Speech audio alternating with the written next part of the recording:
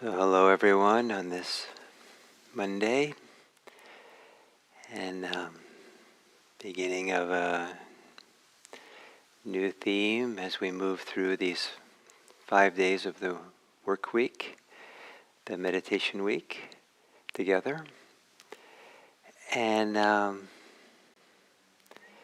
so we can begin maybe to have a little longer sitting than usual, to assume kindly, lovingly, a meditation posture that has the balance between being alert and relaxed. Alert in the body, relaxed in the mind. Alert in the mind and relaxed in the body.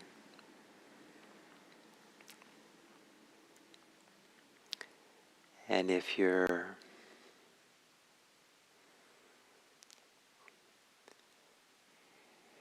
comfortable, closing your eyes or lowering your gaze.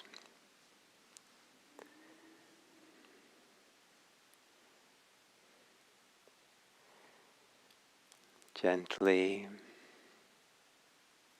feeling your body.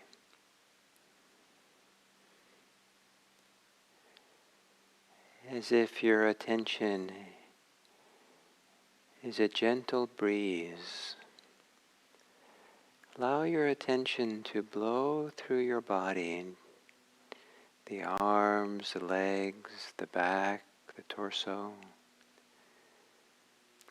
Checking in, gently touching into how your body is right now.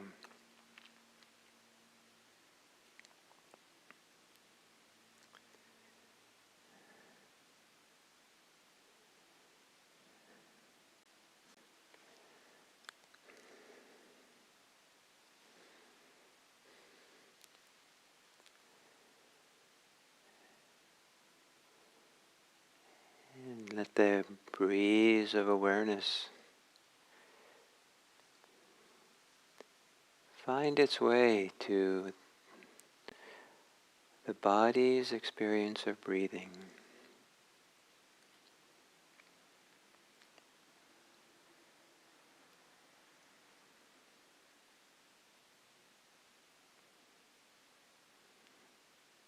To feel the rhythm, the massage of breathing in, breathing out. As the torso expands and contracts.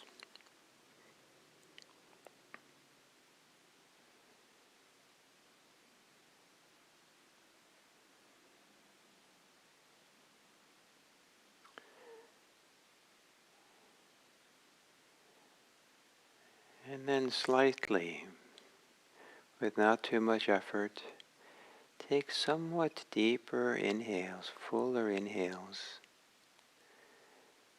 and longer exhales.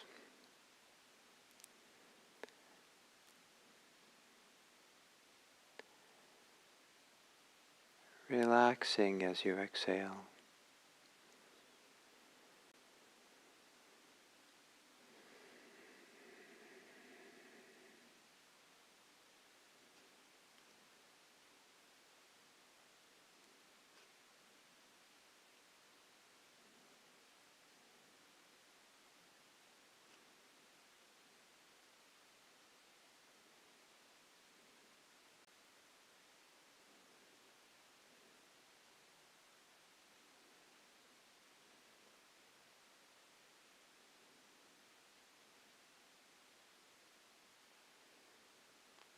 And letting your breathing return to normal.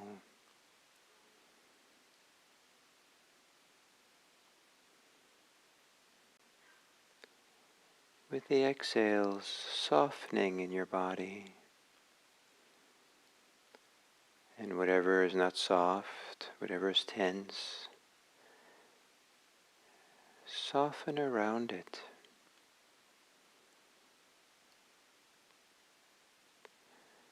almost as if there's a light touch surrounding what is uncomfortable.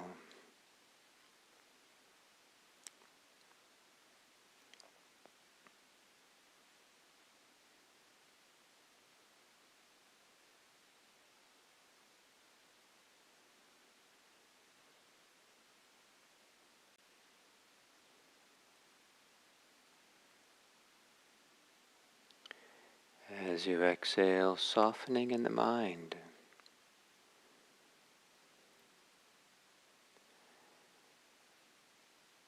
A softening that helps the mind settle, relax.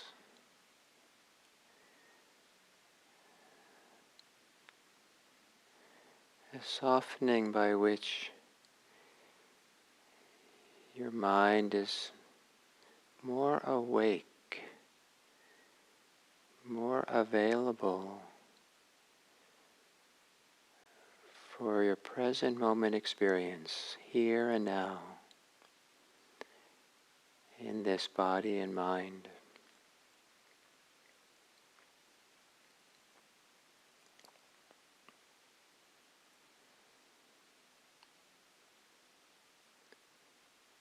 And then settling in,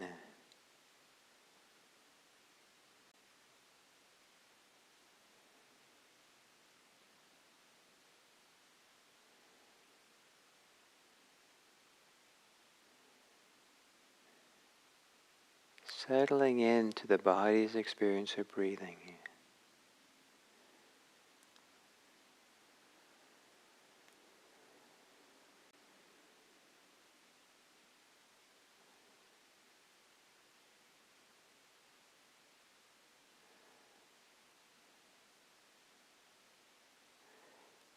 Where breathing is a gentle rhythm,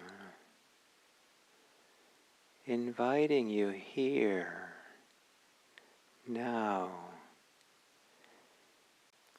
into the experience of breathing, into the experience of being present, here and now.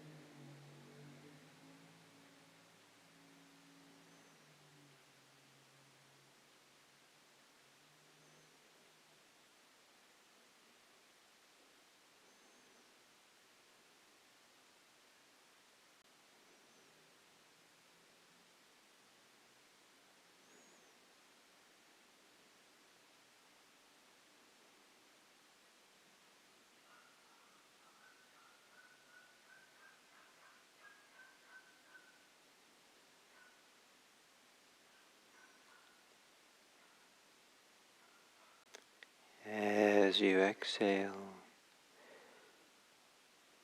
follow the exhale all the way to the end as a way to settle yourself all the way down to a grounded, settled place in your body.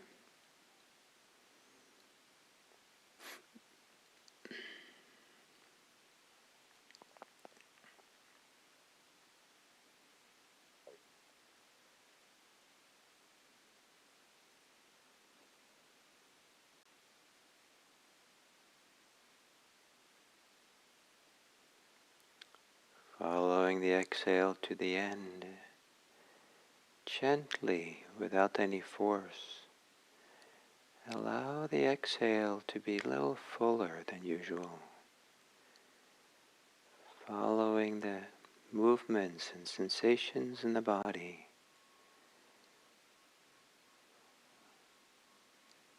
as you exhale.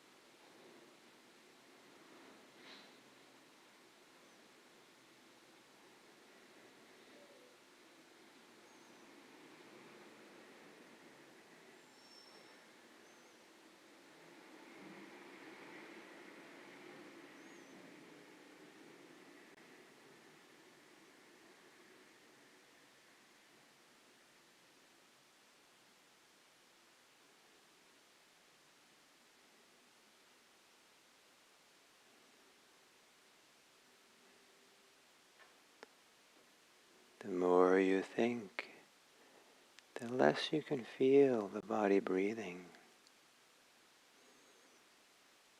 The quieter the thinking becomes, the more attention is available for the body sensing the rhythm of breathing in and breathing out.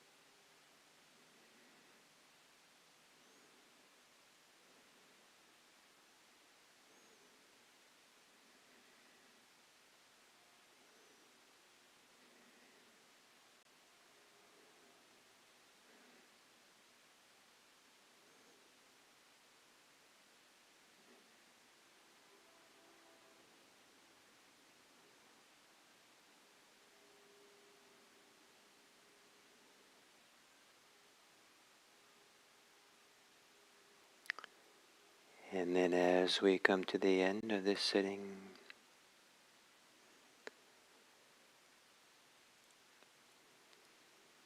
to check in again with yourself, the gentle wind of awareness. Let it blow softly through the body and heart and mind.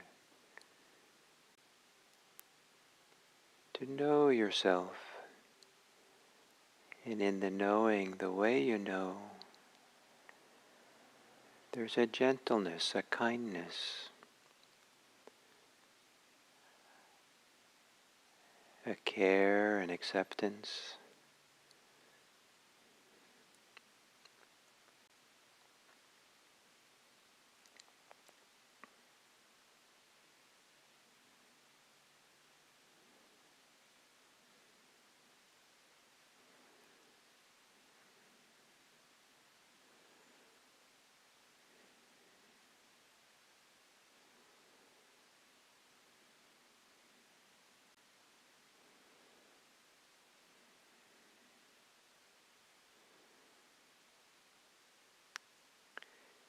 And as you check in with yourself, imagine or feel and see if how you're feeling right now could be a beneficial reference point for protecting you from ways of thinking, ways of speaking, ways of acting, which cause harm to yourself or to others.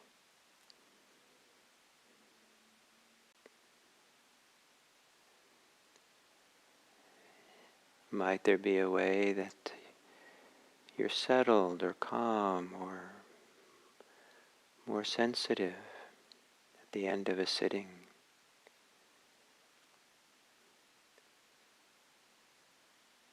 A sensitivity that gives you a heightened care to not harm self or other.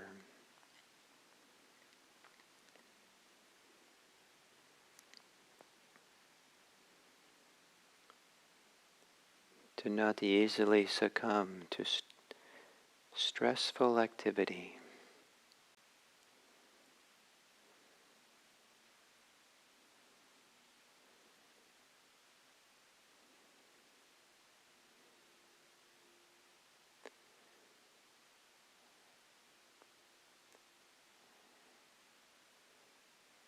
A sensitivity for which it might be easier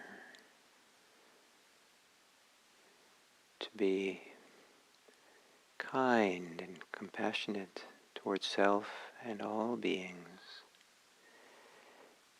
May all beings be happy. May all beings be safe. May all beings be peaceful. May all beings be free. And as each of you is part of the group of all beings, may it be that your happiness is a source of care for everyone else.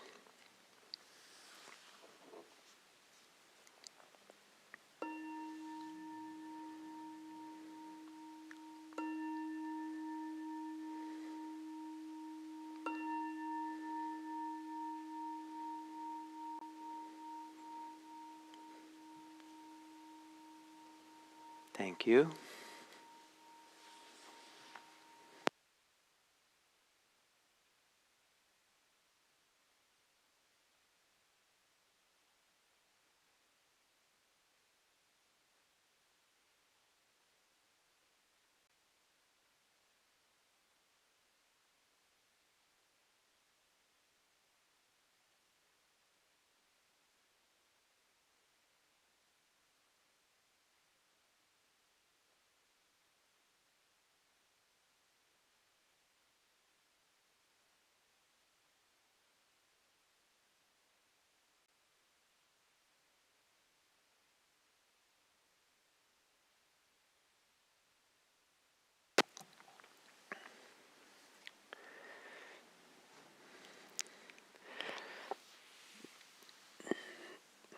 So hello and welcome to this Monday as we begin the week of a kind of a new theme of teaching.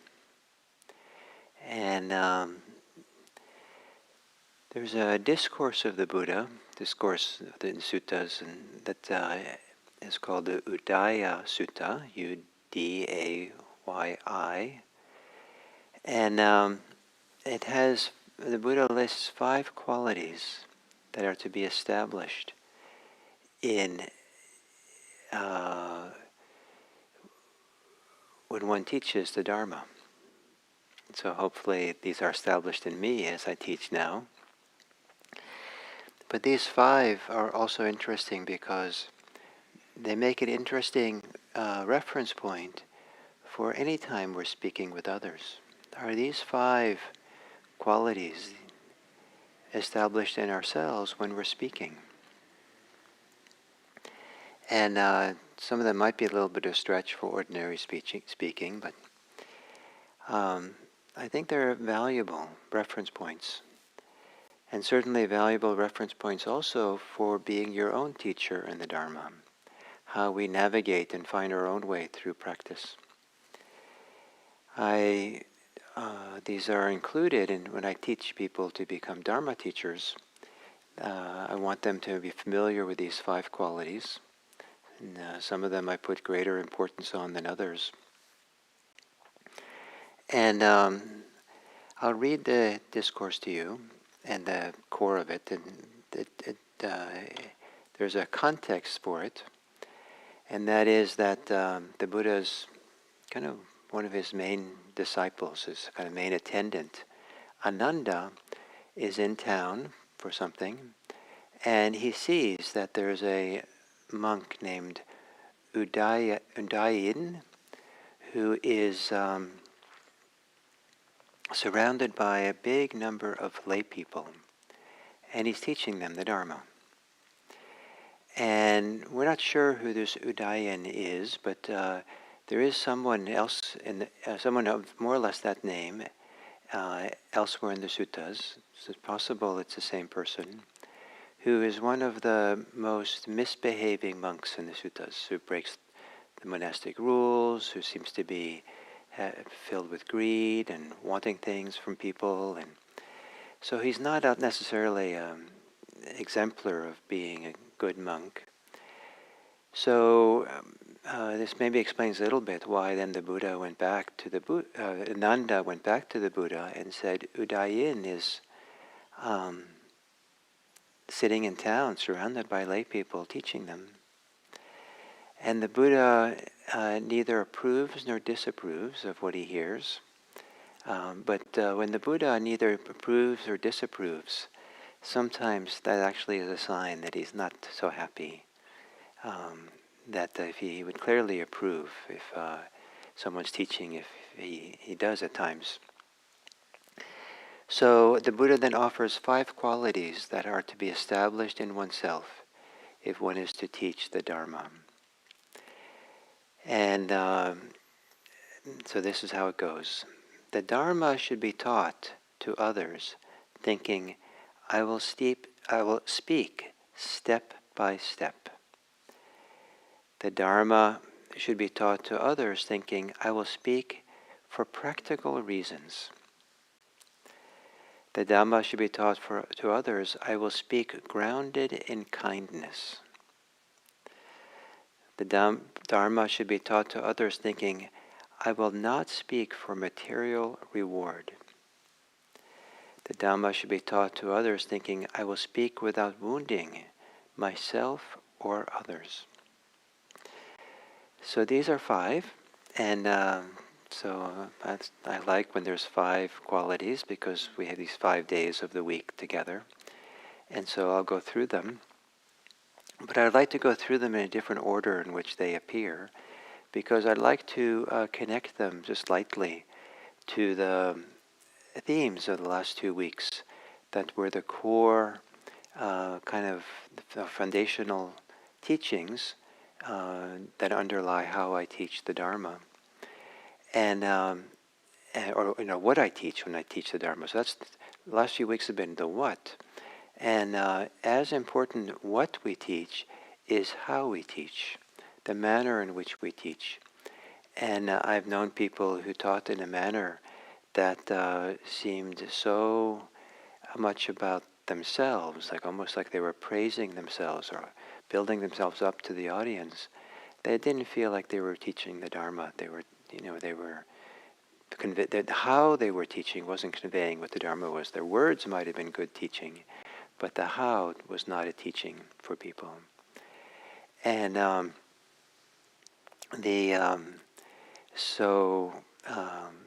how we teach. And so I would like to start with the first one, is I will speak without wounding myself or others, without harming myself or others. And that lightly connects to the last 2 weeks. The first quality, first foundation to my core teachings is suffering and the end of suffering, and to a heightened sensitivity to all the things that cause suffering or stress or harm, tension within us. And if we use the word dukkha, suffering, as suffering, translated as suffering too much, some people interpret it to be suffering as the big, catastrophic kind of challenges of our life. But in the Dharma, the word dukkha applies to the whole range, from the lightest little extra tension or stress that we add to our situation unnecessarily, to the full-blown challenges of, existential challenges of being a human. But clearly, the focal point of the Dharma is not exactly being offended or hurt or made uncomfortable by reality, but being harmed by it, being wounded by it. And that distinction is a very interesting distinction to look into, because some people are confused by it, and so their response to others is confused. There's a distinction between being harmed and being offended. Being offended doesn't mean that we're harmed in any way, but maybe we just feel disrespected or feel very uncomfortable.